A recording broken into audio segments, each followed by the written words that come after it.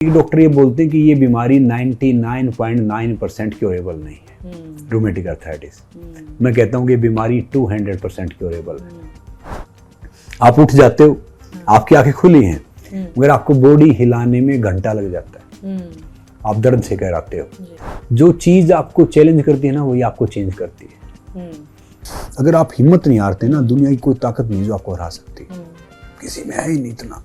पंच तत्व है, भगवान मंदिर मस्जिद चर्च गुरुद्वारा में नहीं है, ये हमने प्रतिमा तो हमने बना रखी है। योग खाली योग करने से कुछ नहीं होगा आपको, वो जीवन स्तर भी वैसे ही अपनाना पड़ेगा योगी वाला, तब जाके उसका फायदा मिलेगा।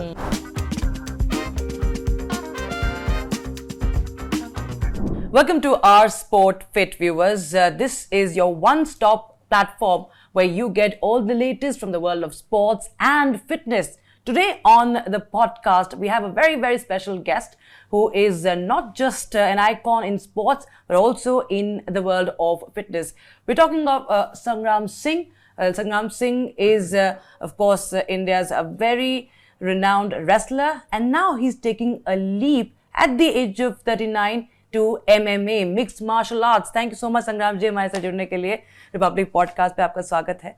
और आपके नाम में संग्राम है, और जीवन के तमाम संग्राम जो हैं, बैटल जो हैं, वो आपने लड़े हैं, देखे हैं, और उस पर आपने जीत हासिल करी। उनके बारे में हम आपसे जानेंगे, आपकी जर्नी, और साथ ही साथ आपकी फिटनेस मंत्र जो है वो सब हमारे दर्शकों के साथ आज आप साझा करें।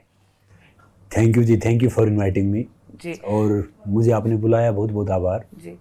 सर, आपको बचपन में रूमेटॉइड अर्थराइटिस हुआ। ये ऐसी कंडीशन होती है जहाँ पर किसी का चलना उठना बहुत दिक्कत की बात होती है।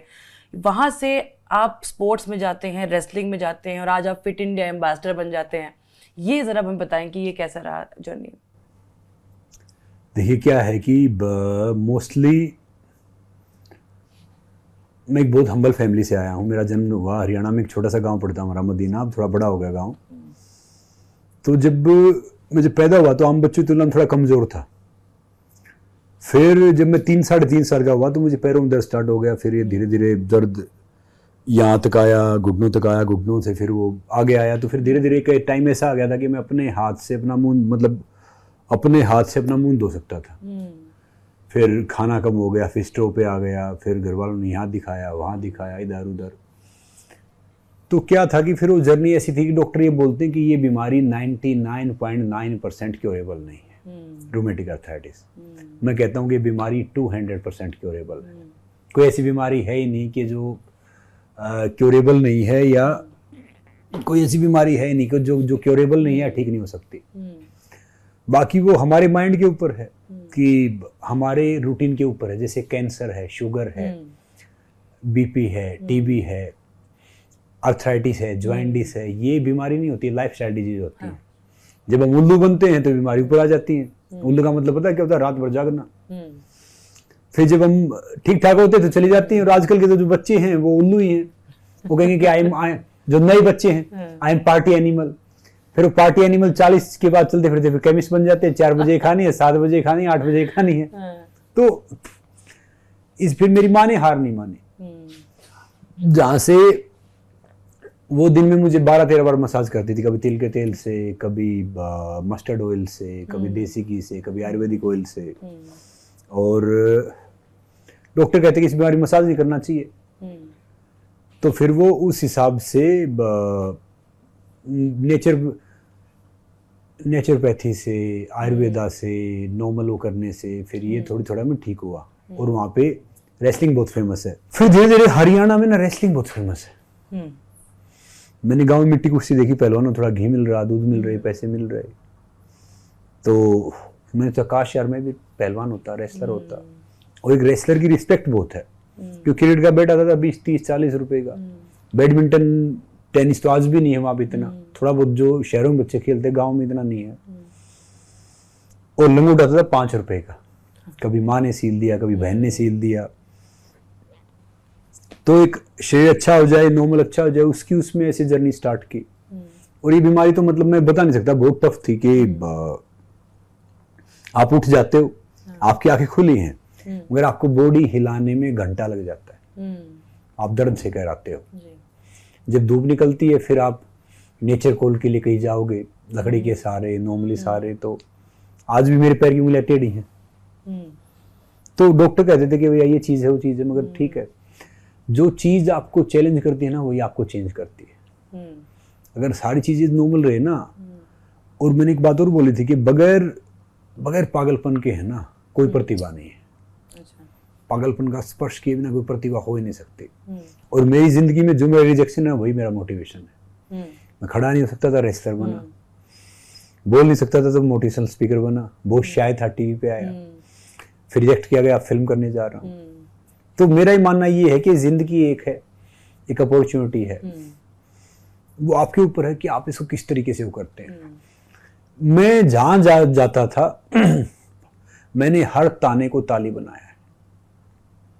वो कहते हैं ना कि तारीफें दिन बनाती है और ताने जिंदगी। तो सब ऐसे मजाक उड़ाते थे सब, और खासकर रिश्तेदार हैं, दोस्तों कहते थे I am there for you, I am there for you. कोई किसी के लिए होता नहीं, वो सबसे ज्यादा मजाक उड़ाते थे। तो अब मुझे कोई क्रिटिसाइज करता है या कोई कुछ बोलता है ना, मैं उस चीज को पॉजिटिव लेता हूँ। मैं बोलता हूँ कि ये तो अपना खास आदमी है, क्योंकि आजकल इतना फास्ट जिंदगी है, फास्ट लाइफ है, किसके पास टाइम है। कोई हमारे बारे में सोच रहा, आत्ममंथन कर रहा, तो हमारा कितना खास है, तो हमें उसको तो पास रखना चाहिए। और जैसे कबीरदास साहब ने कहा कि निंदक को उसको पास रखना चाहिए, वो तो भैया साबुना काम करता है, साबुन हाथ भी धोता है, मैल भी उतारता है। तो वही है, तो वही कहते हैं कि ठोर खाकर ठाकुर बनते हैं। तो वहां से स्टार्ट किया, धीरे धीरे धीरे धीरे अब जहां जहां फुटबॉल की तरह है, ये इंसान का जीवन एक फुटबॉल की तरह है कि यहाँ से लगी वहां पहुंच गई, वहां से लगी वहां पहुंच गई। कोई विरला होगा कि पहली किक में गोल में पहुंच जाते हैं, नहीं तो कई बार तो 30-30 मिनट इधर से उधर पैरों पे रहते तब जाके गोल होता है। तो लाइफ भी वही है। बाकी फिर वहां से सीखा, वहां से देखा कि भैया जिंदगी का क्या है कि जिंदगी देने का नाम है, लेने का नाम नहीं। जीवन एक धारा की तरह है, अगर आप बेहतर है ठीक, अगर रुक गए तो सड़ जाओगे। अभी भी आपको जिंदगी काफी कुछ दे रही है, और मुझे लगता है कि आप हिटिंग 40s और आप ट्रेनिंग अभी भी कर रहे हैं, अभी भी आप फिट हैं। और अब आप MMA फाइट आपकी होने वाली कुछ ही दिनों में, और एक पाकिस्तानी ओपोनेंट है आपका, तो पूरे देश की नजरें रहने वाली, सरहद के उस पार भी इस पार भी, और एकदम ब्रॉडबस्टर मुकाबला जो है वो होने वाला है। तो कैसी तैयारी चल रही है आपकी? ये आपने सोचा कैसे कि मैं अभी भी कंटिन्यू करूंगा, ट्रेनिंग करूंगा, मार्शल आर्ट्स में जाऊंगा? वैसे हमारी एज तो देखो 40 से ऊपर ही है, क्योंकि अब गांव में जैसे पूछा मेरी माता जी से, एक बड़े रिनाउंड एस्ट्रोलॉजर लगाओ या वो नंबर बताते हैं, जो नंबर मिलाते हैं, क्या बोलते हैं उसको? न्यूमरोलॉजी। हाँ, न्यूमरोलॉजी। हम तो पता नहीं, क्योंकि तो उसने फोन किया, बोला मेरा गेस्ट बन के आ जाओ। मैं चला गया, उसके दोस्त है, मेरा नाम लूंगा तो फिर वो कहेगा कि भाई मेरा नाम ले दिया। तो उसने जन्म कब हुआ था, मैंने कहा भाई फोन कर लो। उसने मेरी मदर को फोन किया, माता जी को, तो कह रही थी बड़ा आसान है, बारिश आ रही थी, घर में खीर बनी थी, शाम टाइम था। तो पहले तो ऐसे ही होते थे कि भाई फसल कट रही थी या ट्रेन आ रही थी, दूसरा सीजन के साथ, तो वही होता था। तो गांव में देखता हूँ तो जो मेरे आसपास वाले हैं वो बड़े बड़े हो गए हैं, तो बच्चे ही बड़े बड़े हो गए, किसी की शादी हो गई, तो देखता हूँ। बाकी मैं जिंदगी में 2 ही काम करता हूँ, वर्क या वर्कआउट। अच्छा। तीसरा काम ज्यादा करता नहीं हूँ, वही है। और मैं प्योर वेजिटेरियन हूँ। तो मैंने देखा कि अभी रेसलिंग से मुझे जुड़ने का मौका मिला था। मैं रेसलिंग फेडरेशन ऑफ इंडिया का पहला ब्रांड एम्बेसडर था 2014-15 में। तो अभी रेसलिंग बहुत फेमस थी, कुछ 2-3 साल से, मतलब पिछले साल तो बहुत फेमस रही। ब्रिजभूषण जी का हुआ, फिर जो हमारे जो रेसलर्स हैं, जो युवा रेसलर्स हैं, उनका कुछ हुआ। तो वो रेसलिंग पीछे आ रही थी। तो वो जो हो रहा था ना, वहां पे बैठे थे वो, मैं नहीं कहूंगा कि कौन सही कौन गलत है, मगर वो कुश्ती पीछे जा रही थी। किस वजह से? क्योंकि जब आप बैठते हैं कि रेसलिंग पे ऐसे एलिगेशन लगते हैं कि भैया सही पारदर्शिता नहीं हो रही, कोई मोलेस्टेशन का ये हो गया, कोई दूसरा हो गया, तो क्या होता है वो चीज़ पीछे जाती है। कोई भी विवाद होता है वो चीज़ आगे नहीं आती, वो विवाद से चीज़ हाईलाइट होकर पीछे जाती है। जैसे पहले कुछ मीडिया ने भी रेसलिंग को डिफरेंट लिया, पहले बोलते थे कि भैया 2 पहलवान बुला लाओ, 2 पहलवानों कर लाओ। तो क्या था कि पहलवान का अर्थ पता क्या होता है? पहलवान प्रथम, आवान माने हर चीज में। जो इंसान शारीरिक रूप से, मानसिक रूप से, अनुशासन रूप से प्रथम होता है, वो पहलवान होता है। With the person is physically mentally discipline first, he और सी इज रेसलर। तो मुझे अनुराग जी से ही मेरी बात हुई, जो हमारे खेल मंत्री थे। बाकी ये सब हुआ यार, क्या करना चाहिए, ये वो है। अब मैं चुपचाप सुन रहा था, देख रहा था दोनों साइड, क्योंकि मैंने बृजभूषण जी के साथ काम किया, ही वाज वेरी गुड। मैं क्योंकि कुश्ती के दौरान कुश्ती को बढ़ावा देने के लिए मुझे उससे अच्छा प्रेसिडेंट नहीं लगा अब तक का। अच्छा। मैंने बहुत प्रेसिडेंट देखे हैं, सबका अपना अलग अलग वो था। फिर बाकी ये बच्चे हैं जैसे बजरंग है, साक्षी है, विनेश है, मेरे सामने आई, मतलब ये जिनकी मैंने ग्रोथ देखी है। तो ये छोटे भाई बहन है, तो फिर मैंने सोचा कि मैं किसके लिए बोलूं, क्या बोलूं, मुझे खुद नहीं पता, मैं एमेच्योर रेसलिंग से काफी दूर हूं। तो फिर किसी ने, बहुत समझदारों ने बोला कि आपको रेसलिंग करना चाहिए, क्योंकि काफी पेरेंट्स अपनी बच्चियों को इनको रेसलिंग में डाल रहे हैं। अच्छा। मतलब वो थोड़ा सा वो कर रहे हैं कि भाई रेसलिंग इतना सेफ नहीं है या ये नहीं है। तो मौका मिला, फिर मैंने 7 साल बाद रेसलिंग किया। आप मानते रेसलिंग में प्रॉब्लम्स है? देखिए, आप पूरा नाम क्या लिखते हैं? रक्षिता मिश्रा। रक्षिता मिश्रा। देखिए रक्षिता जी, पता है क्या है कि प्रॉब्लम हर जगह और प्रॉब्लम कहीं भी नहीं है। वो कहते हैं मानो तो गंगा माँ, ना मानो तो बहता पानी।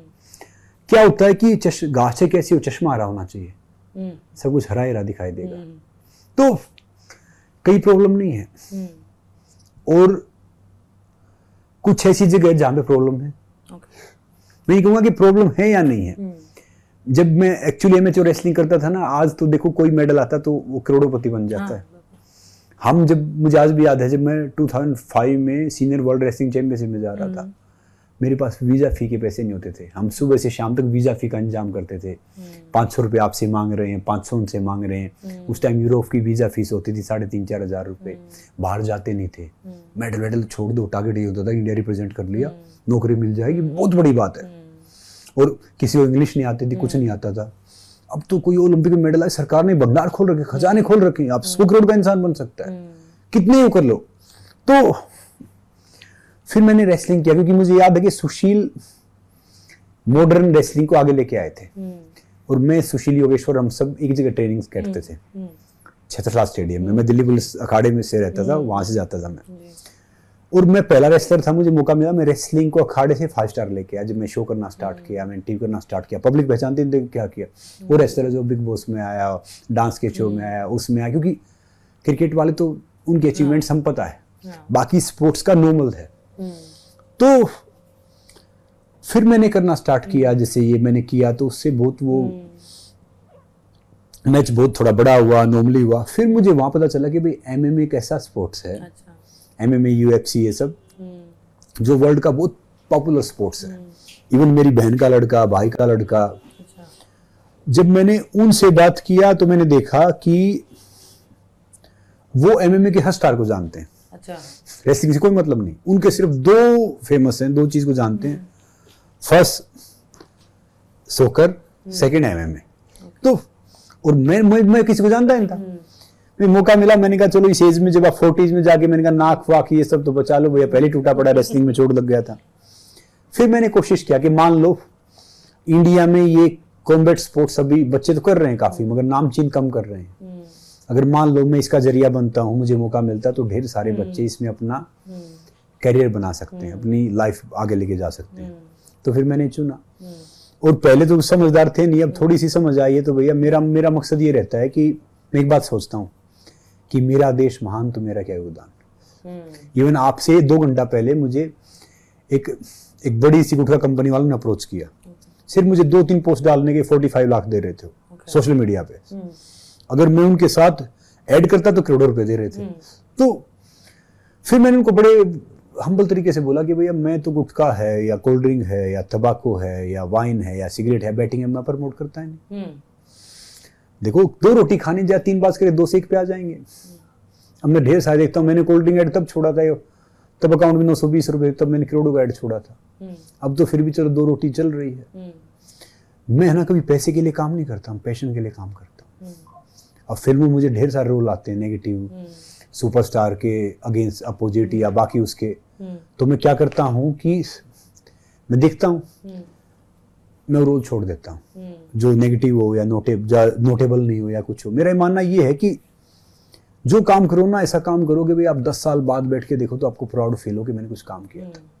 और एक सुपरस्टार है वो वन ऑफ द क्लोज है मेरा, उसने मुझे एक स्क्रिप्ट सुनाई अपने घर पे, ऐसे ही बैठा के हम बैठे, संग्राम ये शुड डू। मैंने कहा तो बड़ा अच्छा है। फिर मैं करता क्या है, बोला टेररिस्ट है, बच्चे उठा लेता है। तो फिर मैंने कहा कि भाई साहब मैं इस टाइम बिजी हूँ, बोला आपके अनुसार कर लेंगे। अब मैंने सोचा एक वो दंगल मैंने फिल्म छोड़ी थी जिसमें आमिर खान की कुश्ती में हारना था, वो न्यूज बाहर चली गई कि फ्रंट पेज कर दिया। मैंने कहा वो तो बुरा माना है, भी बुरा मानेगा। तो मैंने इसको कहा कि मैं थोड़ा बिजी हूँ। फिर मैंने कहा कि मेरा लक्ष्य सिर्फ एक्टर बनना नहीं है, या मेरा लक्ष्य सिर्फ रेसलर बनना नहीं है, या मेरा लक्ष्य मोटिवेशनल स्पीकर या फिलैंथ्रोपिस्ट बनना नहीं। मेरा लक्ष्य क्या है कि मैं किसी भी तरीके से अपने देश को आगे लेके जाऊँ, वो मेरा लक्ष्य है। क्या मैसेज सेंड कर रहा हूँ, क्या मैसेज सेंड कर रहा हूँ। तो मैंने उसे मजाक में लिखा कि भाई हम तो हीरो पैदा हुए थे, हीरो ही मरेंगे। तो नॉर्मली, हालांकि उसने बोला कि अगर ये फिल्म करते तो आपको 10 फिल्में और मिलेंगी, कैरियर आगे जाएगा, तब मैंने बात बोली थी। तो मेरा मानना ये है कि जो आपका सेल्फ रिस्पेक्ट है ना, या बिलीव है, हम जहां से आए मैं कभी काम नहीं मांगता किसी से। मैं सोचता हूँ कि जरिया पैदा करोगे, काम दो। एक रिनाउंड कास्टिंग डायरेक्टर था, उसने एक बार बोला कि भैया इसको तो एक्टिंग का पता ही नहीं, और एक्चुअली पता ही नहीं था। फिर बाद में पता चला कि ये तो सब दुकानदारी खोल के बैठे, एक्टिंग को किसी से सिखा ही नहीं सकता। एक्टिंग आपका अनुभव होता है, आपकी लाइफ होती है जो आप सीख के आए हो। मैं श्याम बेनेगल साहब के साथ कुछ करने वाला था, हमने 3 साल लगाया। एक इंडिया के फर्स्ट ओलंपिक मेडलिस्ट की बायोपिक करने वाले थे, केडी जादव साहब की। तो वो किसी कारण गई नहीं, मैंने सीखा बहुत उनसे। एक्टिंग नहीं करना, एक्टिंग होती है। किसी दूसरे की जिंदगी जियो तो आपको एक्टिंग करना पड़ता है। फिर मैंने अपनी आवाज़ पे काम किया, बाकी काम किया। अब जो मुझे वो कहते थे ना कि इसको कुछ नहीं आता, आजकल वो मुझे कहते एक सेशन कर दो, ये कर देंगे, एक सेशन कर दो। तो मेरा मानना ये है कि अगर आप हिम्मत नहीं हारते ना, दुनिया की कोई ताकत नहीं जो आपको हरा सकती, किसी में है ही नहीं इतना।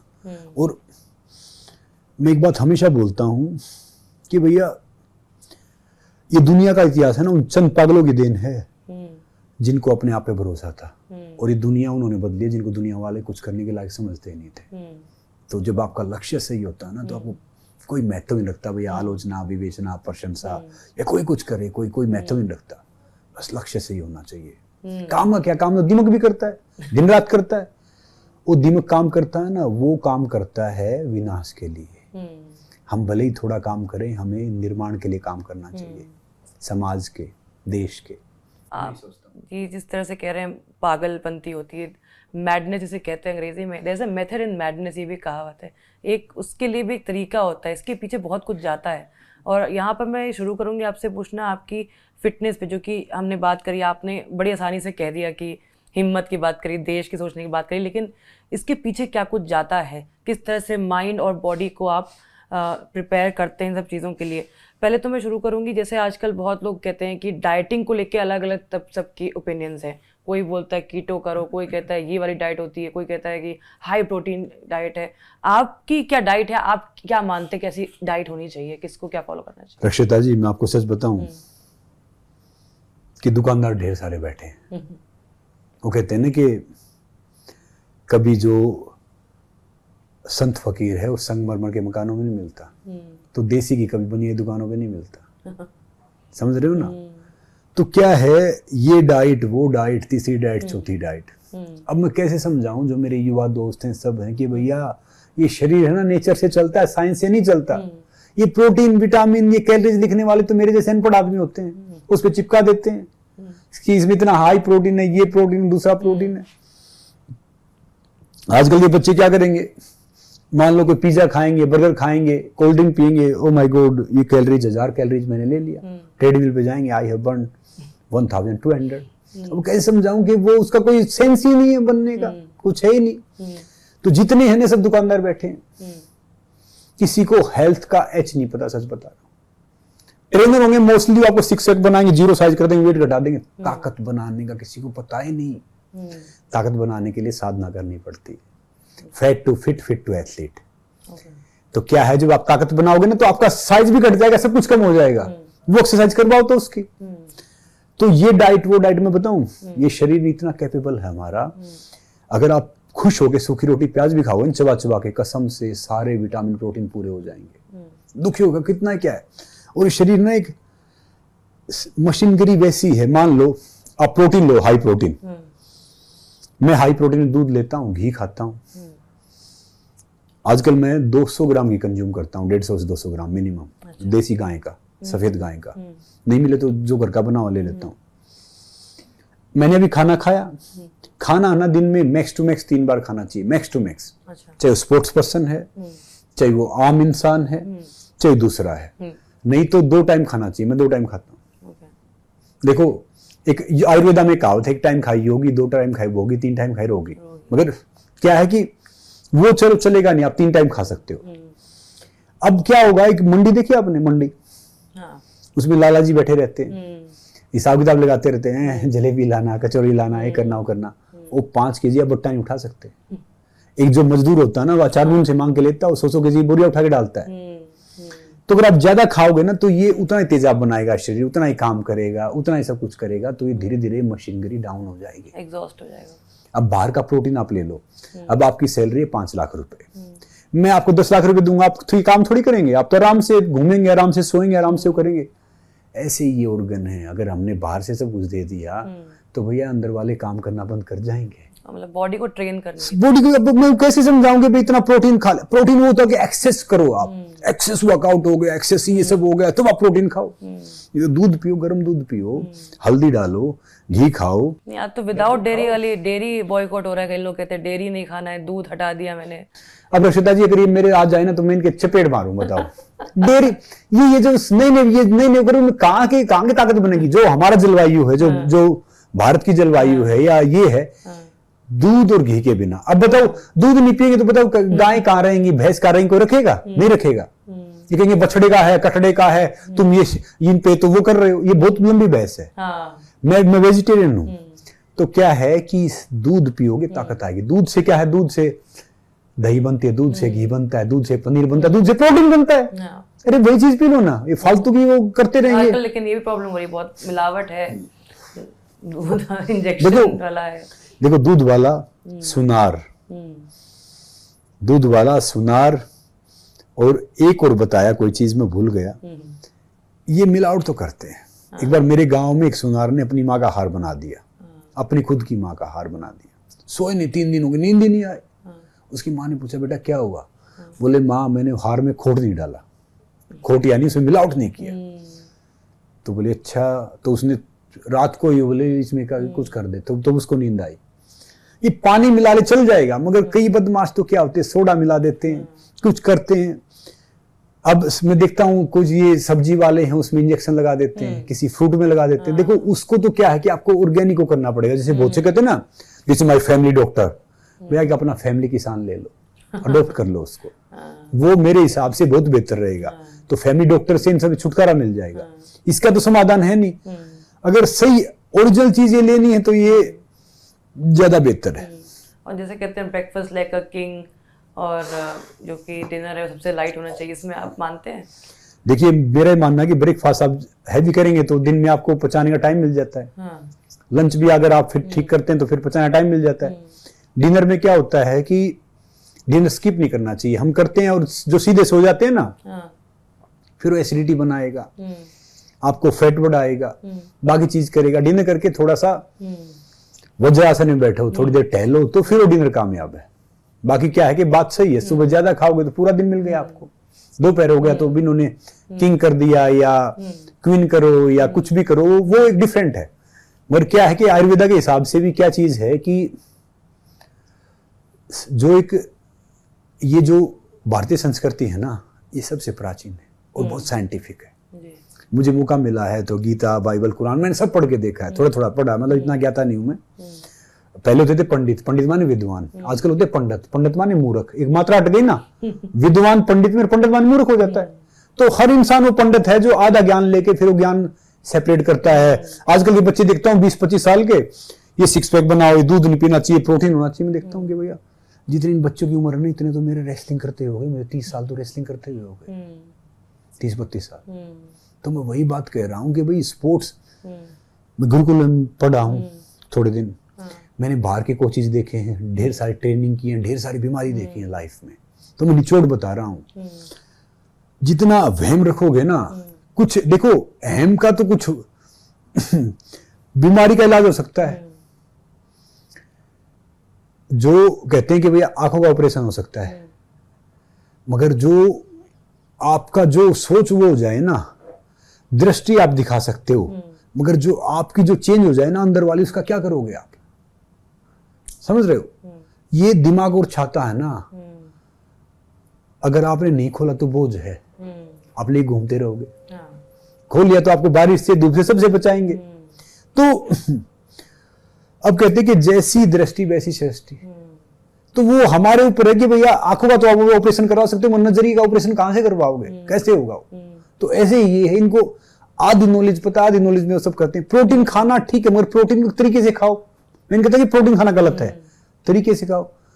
प्री वर्कआउट, पोस्ट वर्कआउट, मैं कह रहा हूं कि ये बहुत नुकसानदायक चीज है। प्री वर्कआउट लेना तो मैं बताता हूं ना, सर्दियों में गर्म पानी लो, उसमें थोड़ा सा शहद डालो, सिप सिप करके पीते रहो, वर्कआउट करते रहो।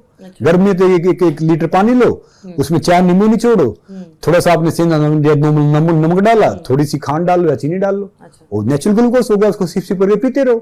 प्री पोस्ट इससे क्या बेहतर होगा? ब्लैक कॉफी ये सब, ये जो अंग्रेज तो चले गए, जाते जाते हैं ना वो कूड़ा करके ढेर छोड़ गए। कॉफी है, सिगरेट है, शराब है, ये कहाँ की कौन सी ब्लैक व्हाइट? कॉफी पीनी तो आप एक काम करो, पानी गर्म करो, हल्दी वाली चाय पियो।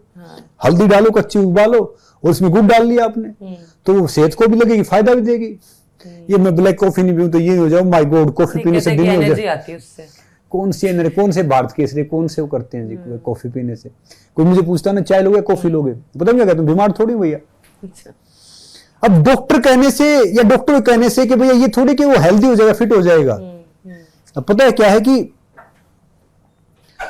आई रिस्पेक्ट ऑल डॉक्टर्स, क्योंकि वो डॉक्टर देखो जान बचाते, भगवान के समकक्ष होते हैं। हमें भी कई बार क्या होता है कि हम कहीं चले जाते हैं, हम दवा इनकी ले लेते हैं। मगर एक बात याद रखो कि जो भी चीज है, कुछ भी है, नेचर के पास इलाज है। और जैसा हम खाएंगे ना वैसा होगा मन, जैसा पिएंगे पानी वैसे निकलेगी वाणी, जैसी संगत वैसी रंगत। तो एक डॉक्टर होगा, वो बैठा होगा, 70 बीमारी लेके बैठा होगा, पूरा दिन फाट मारेगा, आपकी बीमारी डायग्नोस करता रहेगा। समझ रहे हो? आपको ये कभी भी बॉडी चेक करवा लो, इतनी बड़ी बॉडी, कुछ तो ऊपर नीचे मिलेगा ना।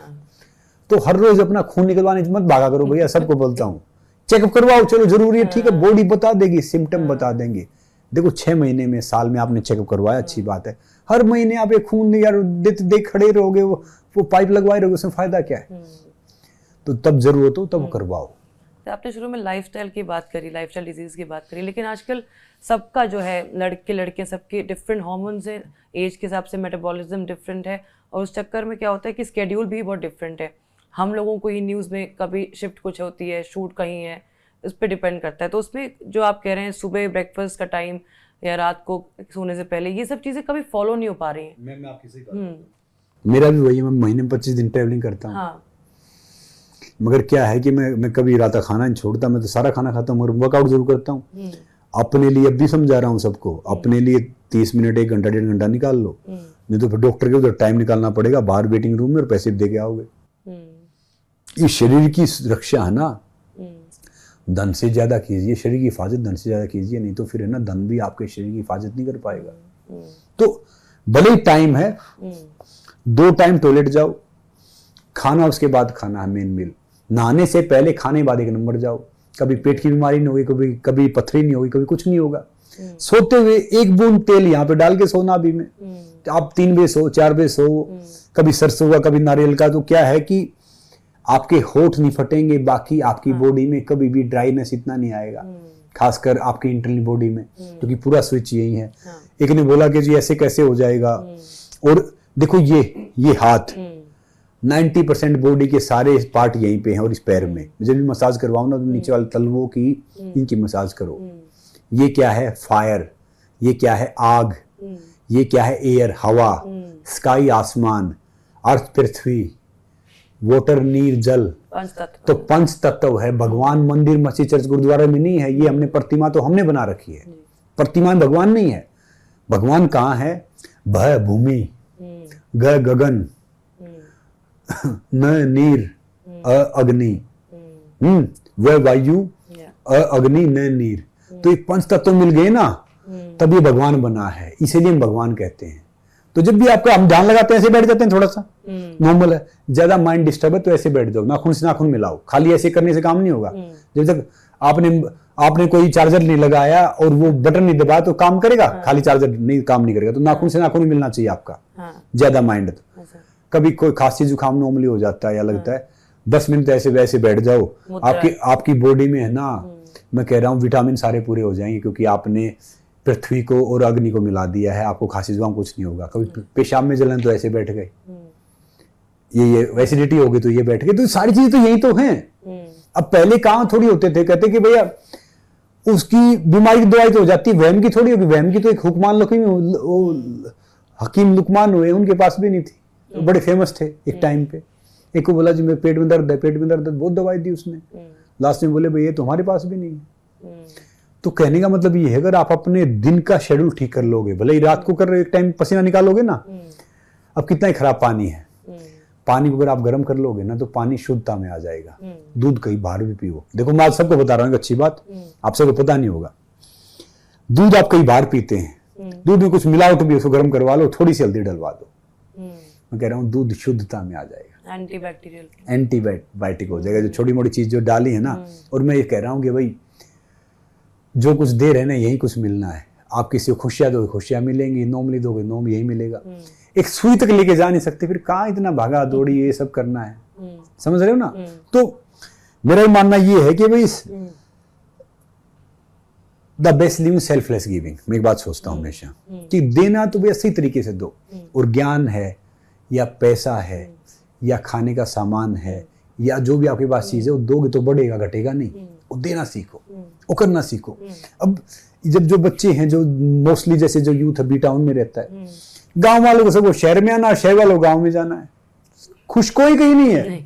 अब दिक्कत ये कि जहां भी चले जाओ, ऑफिस में चले गए, आप स्पोर्ट्स में जाओ, आप पॉलिटिक्स में जाओ, आप जर्नलिज्म में जाओ, आप किस एक्टिंग में जाओ, हर साथ पे उल्लू बैठा है, समझ रहे हो। कहीं ना कहीं तो एक बेवकूफ मिलेगा जरूर, वो अपनी अपनी करने वाला। तो क्या है, ये देश है ना, देश ये बेवकूफों से नहीं मरता है, ये ज्यादा समझदारों से मरता है। जिंदगी भी वही है, जिंदगी में हमारी बेवकूफी हमें इतना नहीं मारती जितनी हमारी ज्यादा चालाकी मारती है।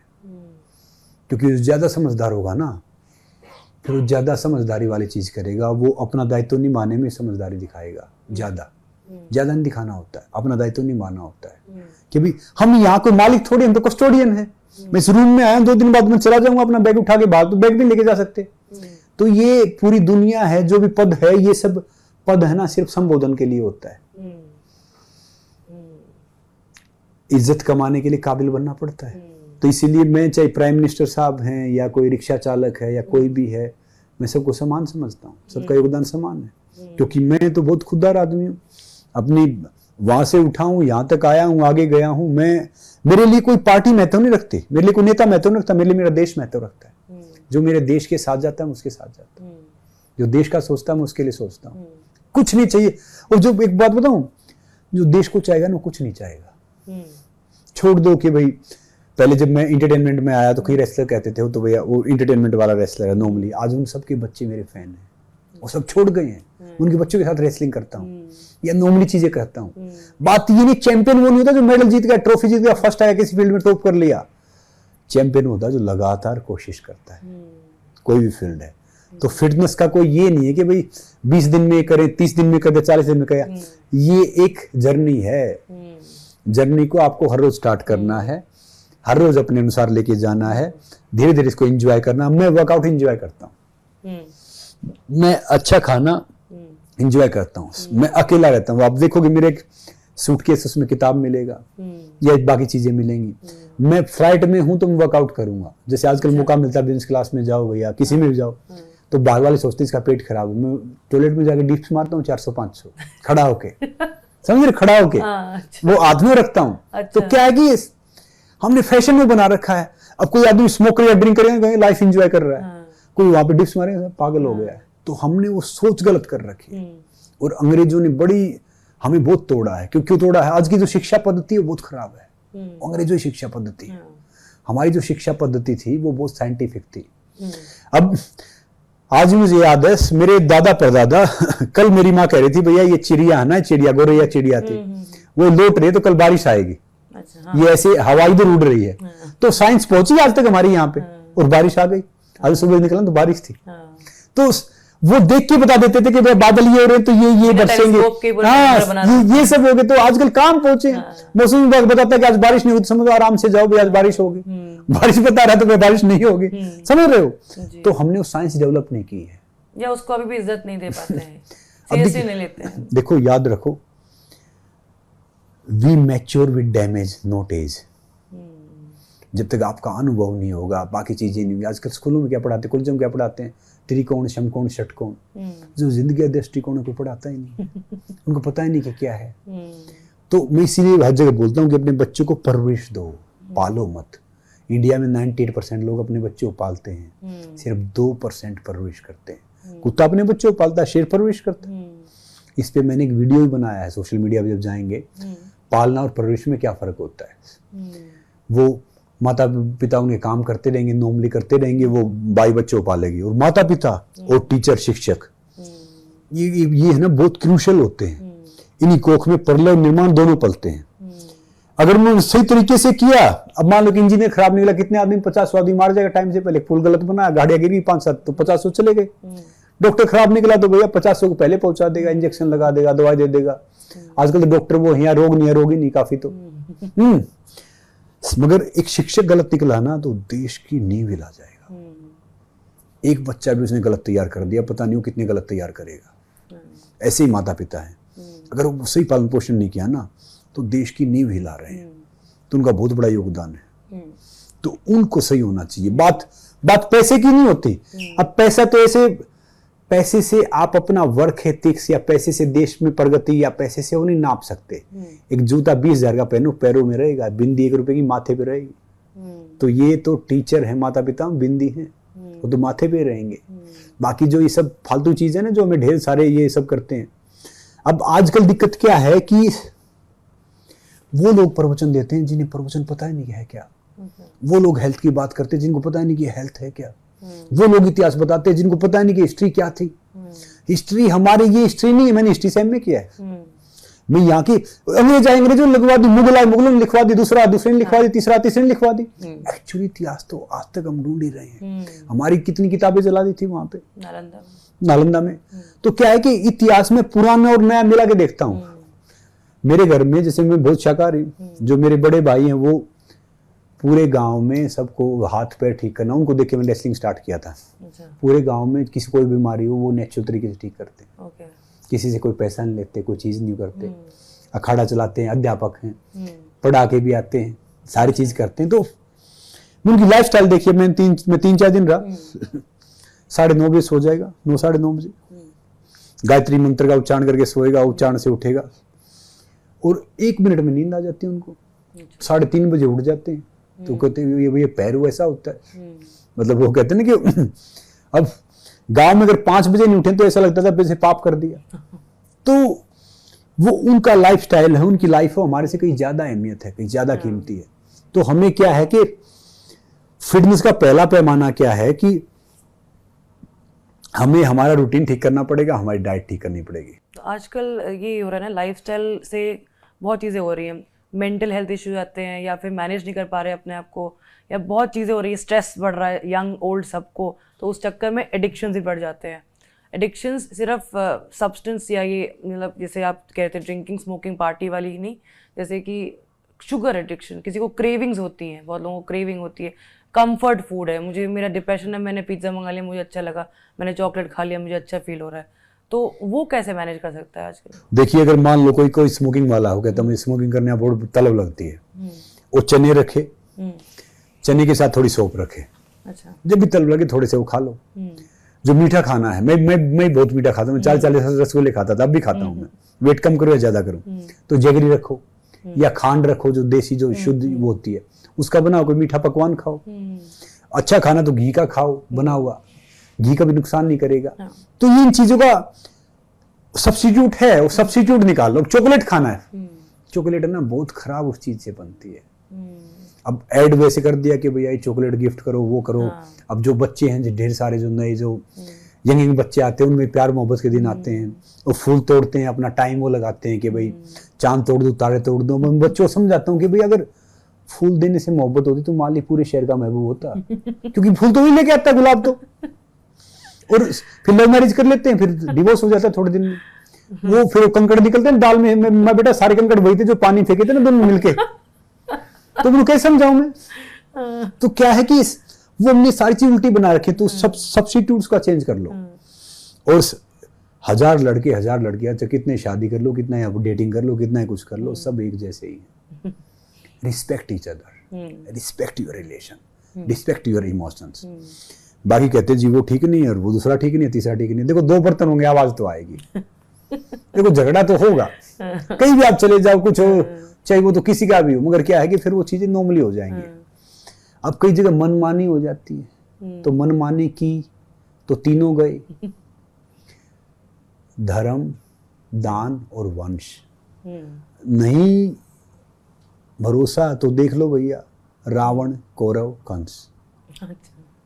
तो क्या है कि जब मनमानी करते हैं ना, तो हमारी सारी चीजें चली जाती हैं, चाहे रिश्तों में है, चाहे वो जिंदगी में है, चाहे वो बाकी उसमें है। और फिर भी अगर अभिमानी करते, मनमानी नहीं करते, तो भैया ये हाल देखो, रावण था कितना बड़ा था, कौरव थे 100 थे, राजा थे, कंस था राजा था। तो क्या है कि जब हम मनमानी और अभिमानी करते हैं ना, तो सारी चीज खो देते हैं, चाहे वो रिश्ता है, चाहे वो कोई बिजनेस है आपका, चाहे जॉब है, चाहे कुछ है। अब कई उल्लू ऐसे होते हैं जो अधिकारी होते हैं किसी पोस्ट पे, वो सोचते हैं कि हम हैं तो ये सब कुछ है, हम हैं तो ठीक है, हमारा नजरिया तो ये है, हमारा उसका तो वो ठीक है। एक्चुअली वो एक फाइल नहीं बना सकते। हर चीज एक टीम से बनती है, टीम वर्क होता है, तब जाके बनती है। चाहे खिलाड़ी बनाना हो, चाहे जर्नलिज्म में जाना हो, चाहे स्पोर्ट्स में जाना हो, चाहे पॉलिटिक्स में जाना हो, किसी में जाना हो, तो उसमें बनता है। तो मेरा मानना ये है कि एकजुट के रहोगे तो भैया आगे बढ़ जाओगे।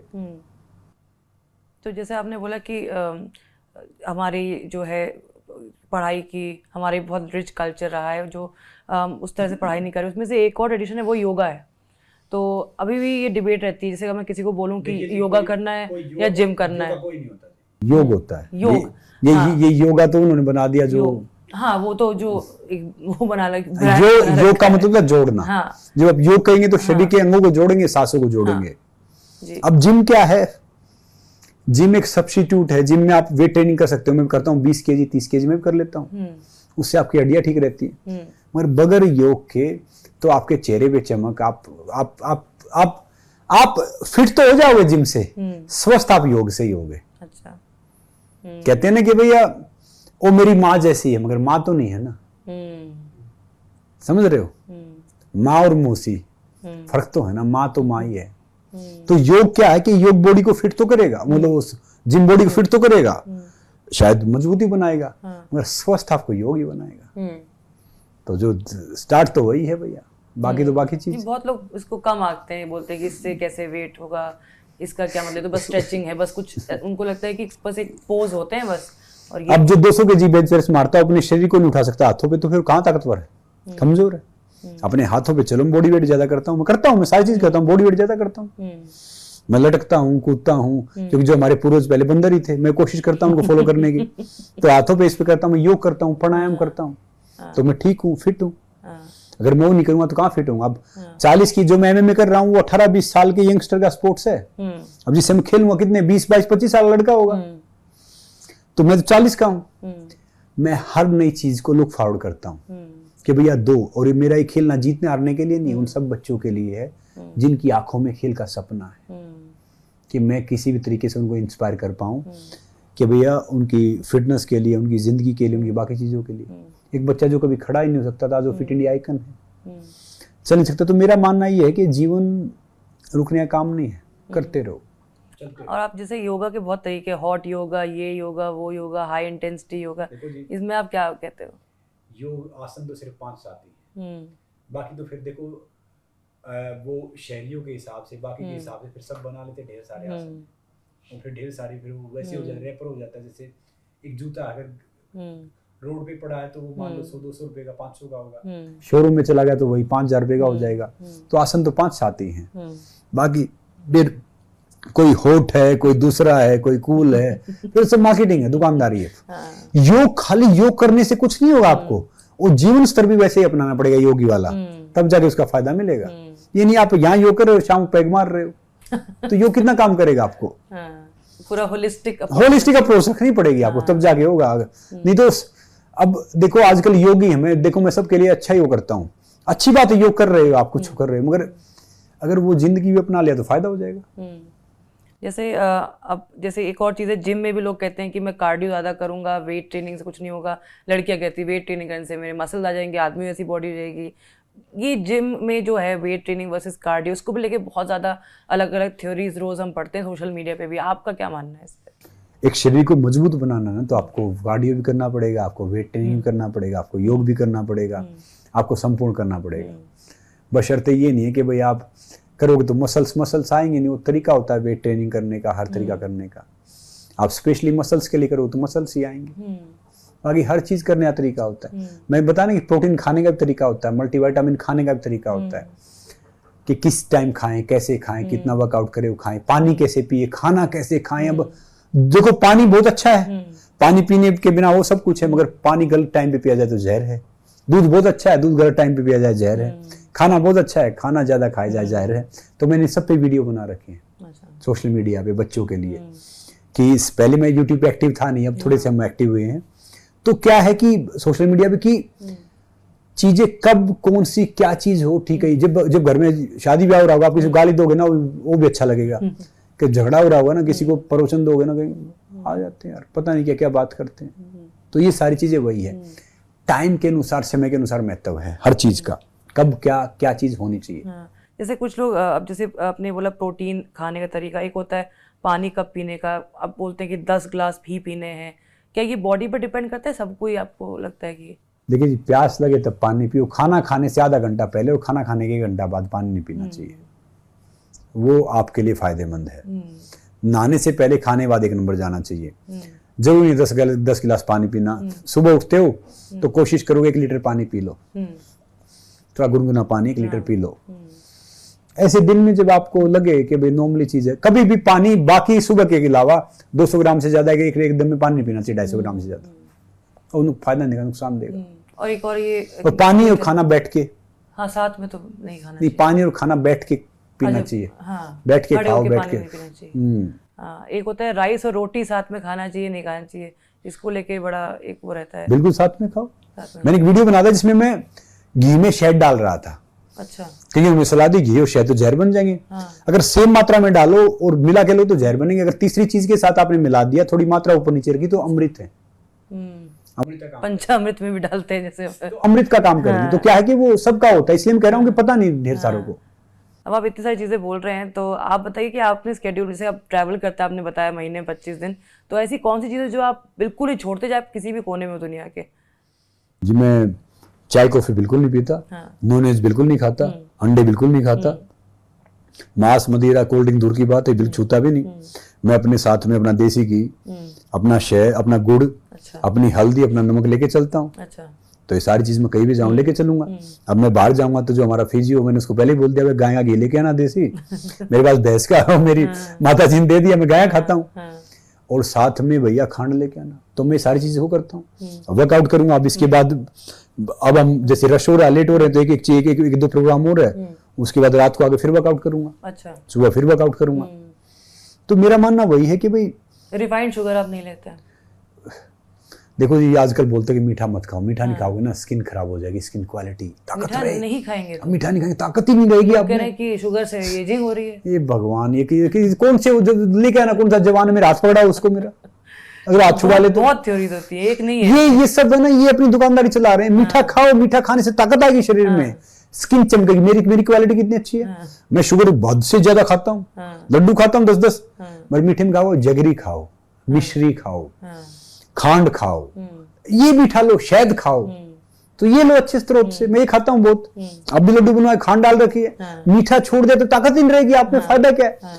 जो इंसान होगा उसका टेस्टोस्टेरोन चला जाएगा, औरत माँ बनने की क्षमता, बच्चे पैदा करने की क्षमता औरत में कम हो जाएगी। मीठा नहीं खाएगी तो क्या है कि ताकत नहीं रहेगी शरीर में। ताकत नहीं रहेगी तो फिर कहां से एक क्वालिटी, बाकी क्वालिटी कहां से मजबूत होगा? सॉल्ट को लेकर भी है, जैसे कि हिमालयन सॉल्ट लें कि पिंक सॉल्ट है कि। अब मैंने एक सॉल्ट देखा, उस पर लिखा हुआ 25 लाख साल पुराने हिमालय का नमक। मैं बड़ा प्रभावित हो गया भाई। उसके उल्टी साइड देखता हूँ कि एक्सपायरी डेट 23 जुलाई 2024।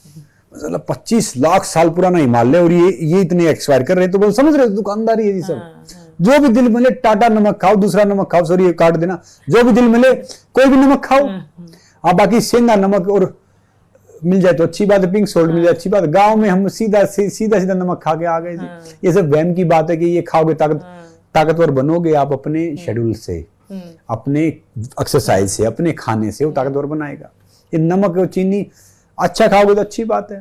बहुत से बोला कि भाई आजकल है ना गेहूं नहीं खाना है, ये नहीं खाना, व्हीट ग्लूटेन छोड़ दो, ये सब फालतू। ये अमेरिका यूरो का कल्चर हम अपना रहे हैं। यहाँ पे हम बचपन से गेहूं की रोटी खाते हुए आए, मिलेट खाते हुए आए हैं। ये सब खाओ। कोई आईसीयू में एडमिट है, वो फल फ्रूट खाएगा, अगर उसने रोटी एक टुकड़ा खा लिया ना तो उसकी जान बच जाएगी। तो भैया कभी भी मत छोड़ो। रात को रोटी खाने से उम्र लंबी होती है। अच्छा, रात को? हाँ, मैं खा के सोता हूँ, 1 घंटा बाद सो जाओ। अगर रात को खाली पेट सोए फास्टिंग करके 3 में चक्कर आ जाएंगे, गिर जाएंगे ऐसे। ज्यादा फैट बढ़ता है भूखे रहने से, बॉडी पे जल्दी स्टोर करेंगे उसको बाद में। तो आप जिस तरह से आप ट्रेनिंग का बता रहे हैं, अपने ट्रैवलिंग का बता रहे हैं, सब कुछ आप छोड़ते नहीं, अपनी वर्कआउट जहाँ भी हो जैसे भी हो, लेकिन साथ ही में घर का माहौल भी वैसा होना चाहिए। आपकी वाइफ वो एक्टर है, चूँकि उन्होंने लाइफस्टाइल डिफरेंट देखा है मुंबई में, अब वो आपके साथ रहती हैं तो कैसे एडजस्ट कर पाती हैं ये देसी तरीका खाने का, वर्कआउट का? अब क्या है कि मैं जितना योगा नहीं करता जितना योगा वो करते हैं। अच्छा। अब वो अपनी वापसी कर रहे हैं किसी प्रोजेक्ट से। अच्छा। तो काम कुछ भी करो, अगर आपका हेल्थ सही है तो बाकी सही है, नहीं तो 2, 4, 5 साल बाद जब आपका शरीर सही नहीं है ना आप जिंदगी का मजा ले सकते, ना आप खाने का मजा ले सकते, ना आप किसी चीज का मजा ही नहीं ले सकते, इंजॉय नहीं कर सकते, तो फायदा क्या उसका है? तो शरीर ना। तो बहुत से मैं देखता था जो शाम को कहते थे ये जिंदगी है, जो पीते थे, अब पीते तो आज भी हैं, आज दवाई पीते हैं, तो उस टाइम दारू पीते थे, बाकी चीज करते थे। तो क्या है कि सही चीज खाओगे तो सही चीज रहोगे। अब हम 40 में से आप मुझे 10 साल बाद मिलोगे, मैं इससे यंग मिलूंगा आपको, समझे ना? तो क्या है कि वो आपके उस पे है। अब मेरी एज से 40 है, 45 है, 39 है, 42 है, कोई फर्क नहीं पड़ता। मेरी बॉडी एज कितना, 14-15 साल, मैं उसको एंजॉय करता हूँ। तो जैसे कैफीन एडिक्शन हो जाता है या जरूरत, जैसे मुझे लगता है कि मैं बिना चाय के शायद ये इंटरव्यू से पहले मेरा दिमाग जागा नहीं रहेगा, ऐसे ये किस तरह से इसको कॉम्बैट कर सकते हैं? देखो जी, वो क्या है कि कोई बीमारी है, बाकी चीजें ना 90% यहाँ पे होती है, 10% यहाँ पे होती है। तो आपने साइकोलॉजिकल ले रखा है। अगर आपको चाय पीने तो आप एक काम करो ना, हल्दी वाली टी रखा करो साथ में, वो पियो, दिमाग चलेगा, गुड़ जगरी वाली। तो अब बहुत से बोलते कि जी ये मंत्र बोल दे ना, ये कर दिया, और ये दूसरी चीजें, शमशान की चीजें, तीसरी चीजें। हम तो जी देखो भाग्य अलग किस्मत, देखो यहाँ है, मेहनत करो, वो मजबूर हो जाएगा देने के लिए। हार्ड वर्क के आगे सफलता जोड़ खड़ी हो जाती है। जितना आप जाओगे छोटी छोटी चीजों में उतने वो करते रहोगे। मुझे बोले ये चीज करनी है, वो चीज करनी है, मैं वही करता हूँ। जिंदगी कौन देता है? माँ। जिंदगी? हाँ, जिंदगी कौन देता है? मम्मी, मतलब माँ से आते हैं। माँ को जिंदगी किसने दी है? माँ, उनकी माँ ने, उसकी माँ किसने? हाँ, भगवान की बात करें तो हाँ। और जिंदगी लेता कौन है? भगवान। तो बीच वालों से क्या डरना है? क्या घबराना है? क्या कुछ होना है? देता वो है, लेता वो है, तो बीच वालों क्या क्या घबराना, क्या डरना है कि क्या एडिक्शन, क्या उसका, क्या नहीं, छोड़ो ना। आप बहुत अच्छे मोटिवेटर हैं। अंत में ये पूछूंगी, आप कुछ कहना चाह रहे थे? बहुत से बोलते जैसे आप कैफीन ये सब पूछ रहे हैं, सारी चीज पूछ रहे हैं। एक डॉक्टर था परसों कह रहा था लीवर साइरोसिस ऐसे होता है। दूसरी चीज में डॉक्टर साहब आपको ही होगा। क्यों मामे, स्पेलिंग ही नहीं आती, हमें कहाँ से होगा? तो जितना घुसोगे ना आप कैफीन में, जितना पढ़ोगे ना नई चीजें, उतनी आपको होंगी। नहीं, वो नहीं, फ्लेक्सिबिलिटी। मैं तो भाई अब 3 रसगुल्ले खा जाऊंगा, क्या होगा? थोड़ी सी भाग लूंगा, ताकत आ जाएगी। ये खाने से वो हो जाएगा, वो खाने से ये हो जाएगा। तो वो कहते कि खाना पीना जीने ना, के जीना खाना पीने लाना, तो उसका मीन खाना पीना मर जाता। तो भैया जीना और खाना पीना उतना होना चाहिए जितना जी जाए, फ्यूल हो जाए, और जीना उतना कि खाना पीना थोड़ा सा हो जाए। बस ये थोड़ी कि इसी पे रहो, उसी पे रहो, उसी पे रहो। ऑब्सेस नहीं होना किसी। हाँ, ऑब्सेस किस चीज से होना? जो खुश हो जाए तो आप खुश हो गए, दिल करे वो खा लिया, दिल करे तो सो लिया, दिल करे तो पानी पी लिया, दिल करे तो वो कर लिया। कहाँ इतना घबराना है? जी, तो आपने बहुत मोटिवेट किया मैं दर्शकों को। अब अंत में ये पूछूंगी कि आपने you don't so many hats, आपने एक्टिंग भी कर ली, रेसलिंग, आप रियलिटी शो स्टार भी हैं, और अब आप MMA में भी जा रहे हैं। नेक्स्ट क्या है संग्राम सिंह के जीवन में? क्या पॉलिटिक्स का में भी कहीं आप सोच रहे कभी जाएंगे? क्योंकि जिस तरह से आप बोलते हैं मुझे लगता है आपके अंदर वो गुण भी है। देखिए क्या है, पहले पंच परमेश्वर होता था, हाँ, जो बहुत समझदार इंसान होते थे ना, वो फैसला करता था गाँव का, हाँ, वो सबके कोई दिक्कत हो जाती थी निपटाते थे। आजकल क्या है, काफी समझदार इंसान है, जो बड़े इंसान है, जो देश चलाते हैं। मैं कहूँगा कि नेता का मतलब होता है जो ताने होता है, नेता ताने कहते हैं, बाप बेटे का नहीं होता, मगर क्या होता है, समझदार इंसान की जरूरत वहां भी है कि जो सही तरीके से समझाए, सही तरीके से वो करे। अब मेरे जैसा इंसान है जिसका अकाउंट या जिसकी बाकी चीजें सारी नॉर्मल हैं, मैं 1 रुपया वैसा वो लेता है, जब से होश संभाला है, जितनी एज हो रही है, मैं सारी चीज छोड़ता हुआ जा रहा हूँ। मैं कोई भी चीज ऐसे नहीं करता कि जो मतलब जो गलत चीज हो, मैं सारी चीज़ों को करने की कोशिश करता हूँ जो चीज़ सही हो, जो बेहतर हो। अब मुझे पता नहीं कि भैया कहाँ है राजनीति, कहाँ क्या कुछ है, मगर मेरा मानना ये है कि भाई मैं देश के लिए काम करूँगा तो राजनीति से दूर रह के काम कर सकता हूँ। अच्छा। अगर राजनीति में आ गया तो मैं एक पार्टी के साथ आ सकता हूँ, और एक पार्टी के साथ आओगे आप नॉर्मली करोगे, बाकी आगे भविष्य में क्या है, किसका क्या है, मुझे पता नहीं। मगर मेरा मानना ये है कि भाई आप जहाँ पे भी जाओ, जहाँ पे भी मौका मिले, अपना योगदान देते रहो। मैं चाहे कहीं पे भी हूँ, मैं वहाँ पे आप ऐसे बनिए कि लोग आपका इंतजार करें। ये नहीं कि भैया आपके जाने की सोचे कि कब आए, कब जाए, कब वो करे। जहाँ जाओ ना, मैं हमारा जो राष्ट्रीय फूल है ना, उससे बहुत सीखो। वो कीचड़ में खिलता है और हरी को नतमस्तक होता है। तो आप कहीं रहो, बहुत से बोलते जी मैं तो ठीक हूँ जी, मेरे आसपास का माहौल ऐसा है। गुलाब तो कांटों में ही खिलता है ना, गुलाब तो फिर भी उसकी सुंदरता कम थोड़ी होती है। तो राजनीति का इसका मुझे पता नहीं है, और मेरा मानना है कि मैंने जिंदगी में बहुत काम याद किए हैं। स्पोर्ट्स का पीक होता है Olympic medal, lack of finance, lack of guidance, lack of circumstance, मैं कर नहीं पाया। अब मैं ढेर सारे बच्चों का जरिया बनता हूँ, जाते हैं कि भैया मैं जितवा तो जीतेंगे, देश के साथ साथ मेरा सपना पूरा होगा। जहाँ पे भी हो अपना योगदान देते चलो, और आपका योगदान सकारात्मक होना चाहिए। Make sure. आप मानते जो आजकल जैसे विनेश ने ज्वाइन किया, उधर जैसे क्रिकेटर रविंद्र जडेजा ने बीजेपी ज्वाइन की, तो बहुत वैसी बातें होती हैं कि ऐसा क्यों कर रहे हैं लोग, एक टैग जुड़ जाता है कि ये देश के हम स्टार्स हैं। आपको लगता है सही है जाना एथलीट्स का पार्टी? देखिए, एथलीट का जाना गलत नहीं है, मगर वो जाके क्या करते हैं वो फिर देखा जाता है। अगर वो अपना दायित्व सही निभाते तो ठीक है, अगर वो अपने फायदे के लिए फिर किसी को इस्तेमाल करके जाते हैं या उसका सही उपयोग नहीं करते, फिर गलत है। मैं कहता हूँ खिलाड़ी के कोई नहीं जाना चाहिए, खिलाड़ी भी तो इंसान ही है। वो जा सकता है, मगर जाके योगदान क्या करता है वो महत्वपूर्ण है। महत्वपूर्ण ये नहीं है कि आप वो गिद्ध बन जाओ, बड़े से के ऊपर भी हो तो कि मांस ही नोचो, किसी का सिर नोचो। वो छोटा सा स्वाति नक्षत्र का पक्षी होता है, सबसे छोटा होता है। वो जब मुंह खोलता है ना, तो इसलिए खोलता है कोई बूंद गिरी ना तो मोती बन जाएगी। तो हमारी सोच गिद्ध वाले नहीं होनी चाहिए कि वहां पे गए तो हमारी सोच वो होनी चाहिए कि भैया हमें कुछ देना है, हमें कुछ लेना नहीं है। जो कई कहते थे कि भैया मैं ईमानदार हूं, मैं ईमानदार हूं, मैं ईमानदार हूं। और एक हमेशा हम्बल रहो। देखो जिसके जहाज चलते थे ना, आज उनके पास पासपोर्ट नहीं है। तो जिंदगी वही है, इसलिए हम्बल रहो। और कई नेता थे जिनसे परिचित भी, जो कहते थे मेरे से ईमानदार कोई है ही नहीं। आजकल देश दो जगह से चल रहा है, या तिहाड़ से या अहमदाबाद से। बिल्कुल बिल्कुल। तो बाकी क्या है कि मैं तो बहुत देशभक्त हूँ जी। राजनीति का इसका मुझे कुछ पता नहीं कि मुझे क्या करना है, कहाँ जाना है। मैं बड़ी बड़ी बात कर दूं, प्रवचन दे दूं, मगर मैं जो भी करने की कोशिश कर रहा हूँ, मैं बहुत खुश हूँ, अपनी जिंदगी एंजॉय कर रहा हूँ। मुझे कोई फर्क नहीं पड़ता कि मेरे अकाउंट में कितना पैसा है, या मैं कहाँ पे रह रहा हूँ, या कहाँ जा रहा हूँ। बस I am enjoying everything. I believe in this. और हमने भी बहुत एंजॉय किया आपके साथ ये गुफ्तगू। Thank you so much. बेबाकी से हमेशा आप बात करते हैं और आज भी किया, और हमारे दर्शकों को भी काफ़ी ज़्यादा आज मुझे लगता है काफ़ी इंसाइट्स, काफ़ी स्पिरिचुअल ज्ञान भी, फिटनेस का ज्ञान भी, करियर, सब कुछ कवर कर दिया है। थैंक यू सो मच संग्राम जी, और बहुत बहुत आपको शुभकामनाएं आपकी MMA फाइट के लिए। धन्यवाद रिपब्लिक टीवी से बात करने के लिए। Thank you so much. और अर्नव जी को मेरे नमस्ते बोलना। जी बिल्कुल। बोलना, उनको बहुत मिस करते हैं।